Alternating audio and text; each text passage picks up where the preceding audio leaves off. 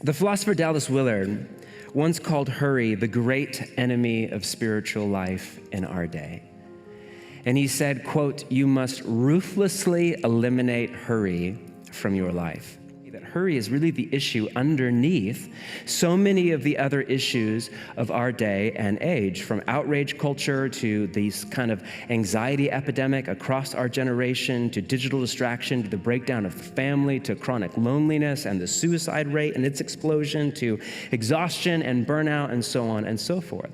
Even Carl Jung, the psychologist who coined the phrase or the paradigm of introvert and extrovert, and whose work was the basis for the Myers-Briggs theory of personality, once had this great line, or he used to say it on a regular basis: "Hurry isn't of the devil, it is the devil." I doubt that most of us hear the moniker of the devil and think of another alert on our phone, or Instagram, or another hour at the office, or another late night email flurry, or another activity at church, or just a life of speed.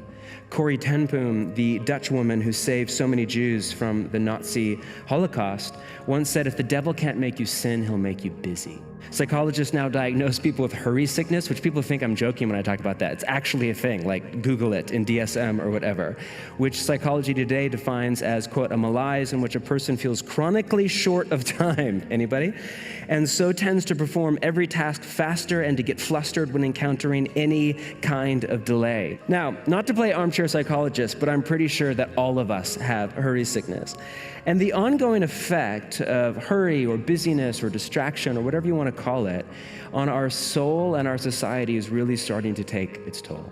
Just think about it. What do most people say when you ask the customary, "Hey, how's it going?" or "How are you?" or what's going on? And most people say something to the effect of, "Oh, I'm good, just what?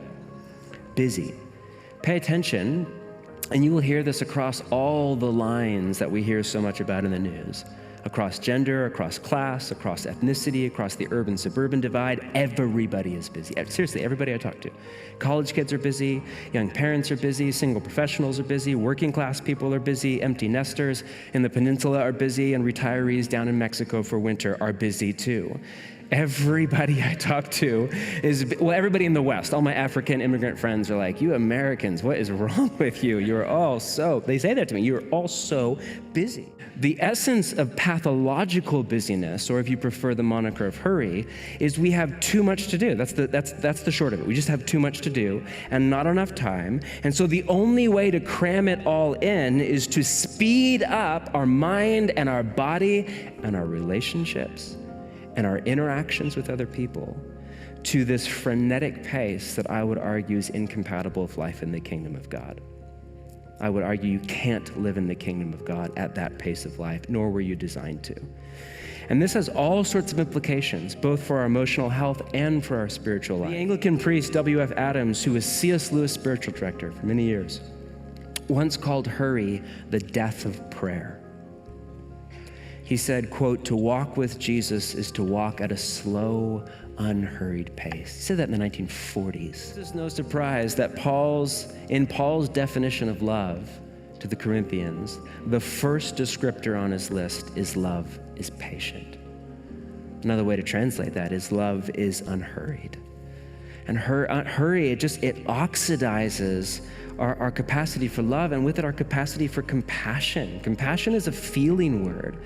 To have compassion, it demands that we slow down long enough to feel what another person is feeling in a kind of solidarity, to see the world from their perspective, even if we disagree, to sit with them in that place.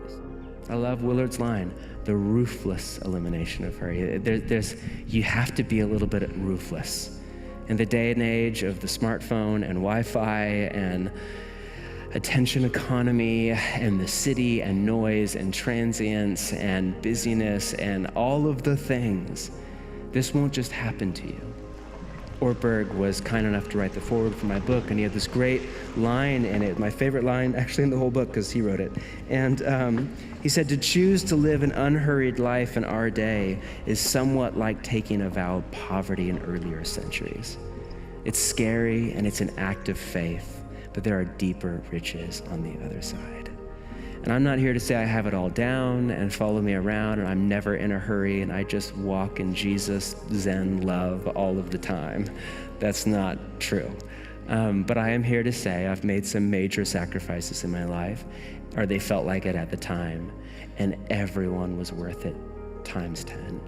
There are deeper riches on the other side. I want that for me, I want that for my family, for the people that I do life with, and I want it for you.